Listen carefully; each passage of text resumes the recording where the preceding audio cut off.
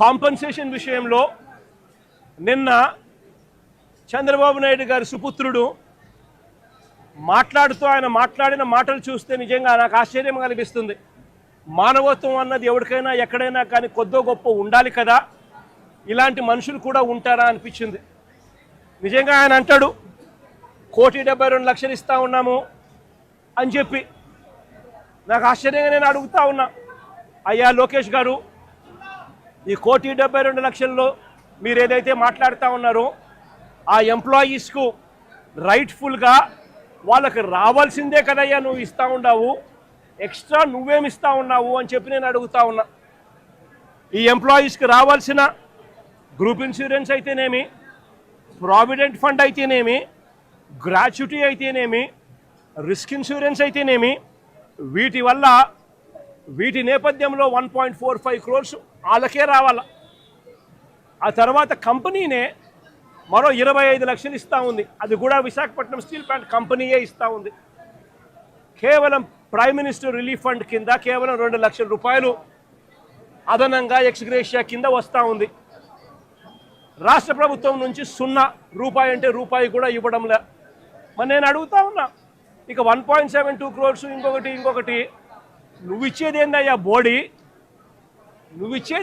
Body, అని అడుగుతా ఉన్నా.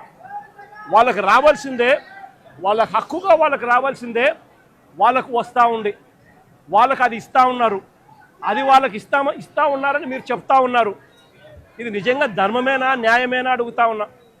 ఇదే విశాఖపట్నంలో ఇంతకుముందు మా హయాంలో ఇలాంటి ఒక దుర్ఘటన జరిగితే అక్కడ కూడా మనుషులు చనిపోతే ఎంతమంది చనిపోయినారు? ఎల్జీ పాలిమర్స్లో అప్పట్లో కూడా ఒక దుర్ఘటన జరిగి 14 మంది అప్పట్లో చనిపోయిన ఘటన జరిగితే రాష్ట్ర ప్రభుత్వం ఎలా స్పందించింది? వెంటనే ముఖ్యమంత్రి ఇక్కడికి వచ్చి, అంటే జగన్ ఇక్కడికి వచ్చి ఏకంగా కోటి రూపాయలు చనిపోయిన కుటుంబాలకు ఇచ్చి ఆదుకున్న పరిస్థితులు బహుశా దేశ చరిత్రలో ఎక్కడా కూడా జరగలేదేమో. ఒక్క ఆంధ్ర రాష్ట్రంలో జగన్ ముఖ్యమంత్రిగా ఉన్నప్పుడు చోటు చేసుకున్న ఘటన.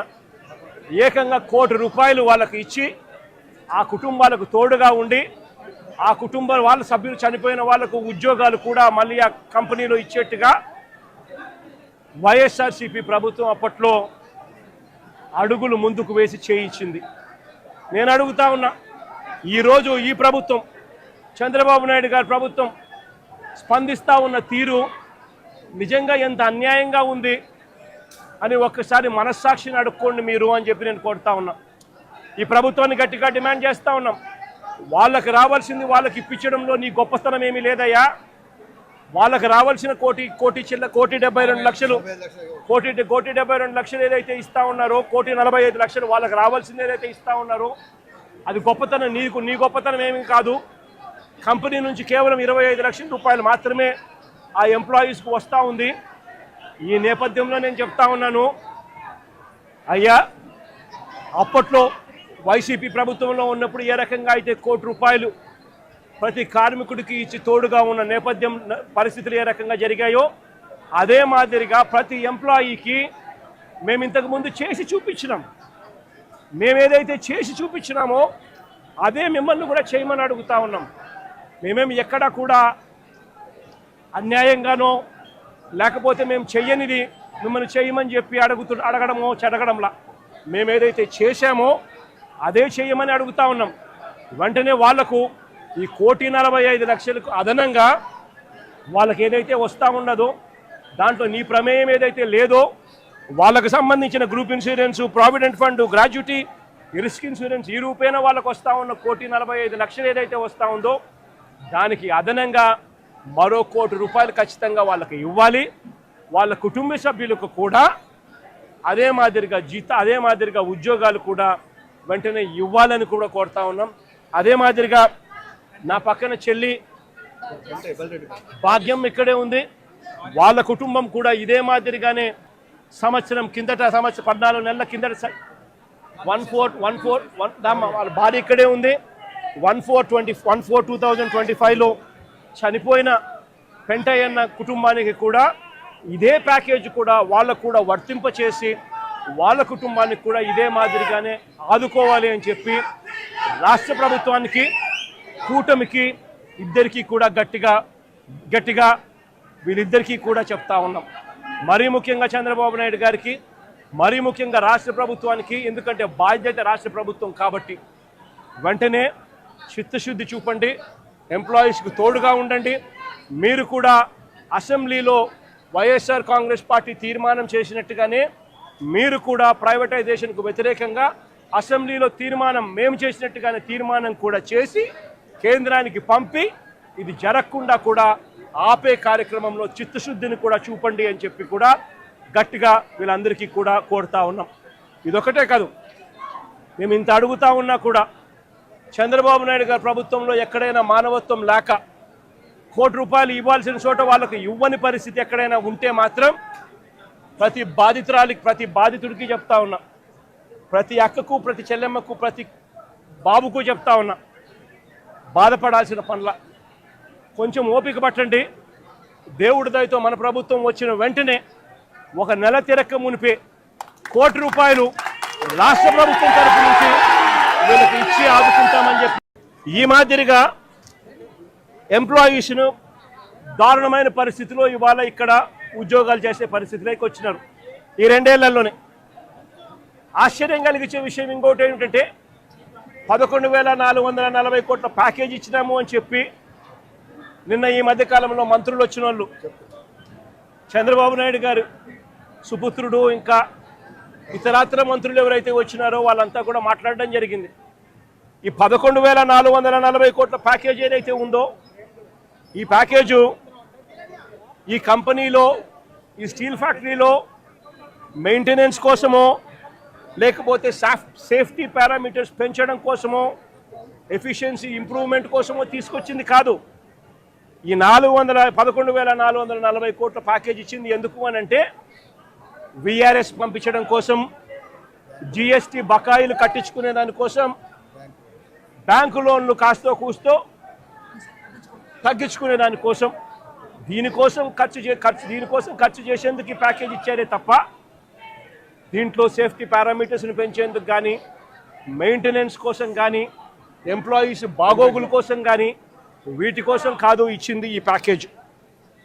ఇంకా ఆశ్చర్యకరమైన విషయం ఏమిటి అని అంటే ఇప్పుడు జరిగిన ఈ ఇన్సిడెంట్ నిజంగా అన్నిటికన్నా బాధ కలిగిస్తుంది.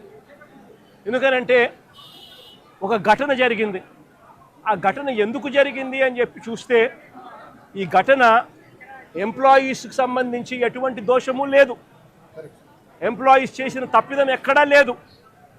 మరి ఈ ఘటన ఎలా జరిగింది అని అంటే ఈ లిక్విడ్ మెటల్ అనేది ఏదైతే ఉందో అది బకెట్లలో పోసి ట్రాన్స్పోర్ట్ బకెట్లలో పోస్తా ఉన్న ఈ లిక్విడ్ మెటల్ ఏదైతే ఉందో ఆ లిక్విడ్ మెటల్ అన్నది పొంగి బ్లాస్ట్ అయ్యి దానివల్ల చనిపోవడం జరిగింది.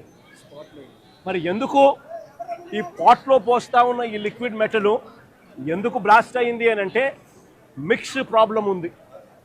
మిక్స్ సరిగ్గా చేయకపోవడము, రా మెటీరియల్ సరిగ్గా కలపకపోవడము, రా మెటీరియల్లో కాస్తో కూస్తో ఇన్ఫీరియారిటీ ఉండడము, వాటిని సరిగ్గా కలపకపోవడం వల్ల రా మిక్స్లో ప్రాబ్లం వల్ల ఈ బ్లాస్ట్ అనేది ఈ రిన్సింగ్ సమస్యలు వీటి అన్నిటి వల్ల ఎంప్లాయీకి అనేది ఎక్కడ తప్పు లేకపోయినా కూడా బ్లాస్ట్ జరిగి ఈ ఇన్సిడెంట్ చోటు చేసుకుంది. నేను అడుగుతా ఉన్నా, ఇలాంటి ఘటనల్లో మానవత్వం చూపించాల్సిన చోట, హ్యూమానిటీ చూపించాల్సిన చోట ఈ రాష్ట్ర ప్రభుత్వాలు, ఈ కేంద్ర ప్రభుత్వాలు వీళ్ళు స్పందిస్తూ ఉన్న తీరు నిజంగా నిజంగా అమానవికంగా ఉంది, మానవీయంగా కూడా లేదు. ఆలోచన చేయమని అడుగుతా ఉన్నా నేను. ఇక్కడే ఇంకొక విషయం కూడా చెప్పాలి. నా పక్కనే పేరేం పేరమ్మా? మీ పేరేం పేరు? నా పక్కన ఇక్కడే భాగ్యశ్రీ అని ఓ బాధితురాలు. ఈ బాధితురాలు వాళ్ళ నాన్న పెంటయ్య అన్న. ఇది జరిగి 14 నెలల కిందట జరిగింది. ఇది 14 నెలల కిందట ఇక్కడే ఇదే ఫ్యాక్టరీలోనే ఈ మాదిరిగానే ఘటన జరిగిన పరిస్థితుల మధ్య పెంటయ్య అన్న చనిపోవడం జరిగింది. పెంటయ్య అన్న ఎంప్లాయీ నెంబర్ ఫోటో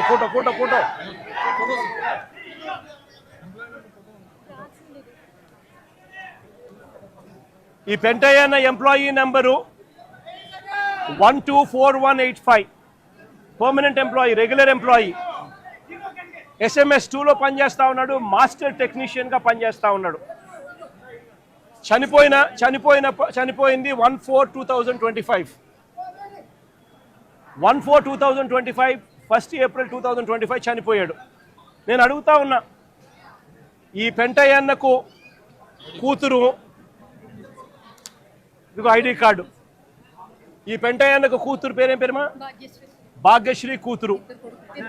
కొడుకు ప్రసాదు, నవీను ప్రసాదు. చనిపోయినప్పుడు ఉద్యోగాలు ఇస్తామన్నారు, నెలలోనే ఉద్యోగం ఇస్తామన్నారు పిల్లలకు. కాంపన్సేషన్ ఇస్తామని చెప్పినారు, ఇంతవరకు కాంపన్సేషన్ ఇవ్వాల. ఇంతవరకు జాబ్ లేదు. జాబ్ అడిగితే, కాంపన్సేషన్ అడిగితే నిర్దాక్షిణ్యంగా ఫైల్ పోయింది అని చెప్తా ఉన్నారు. నిజంగా ఆలోచన చేయమని అడుగుతా ఉన్నాం. ఇంత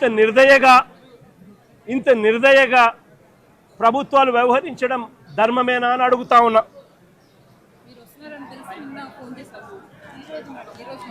సిమిలర్గా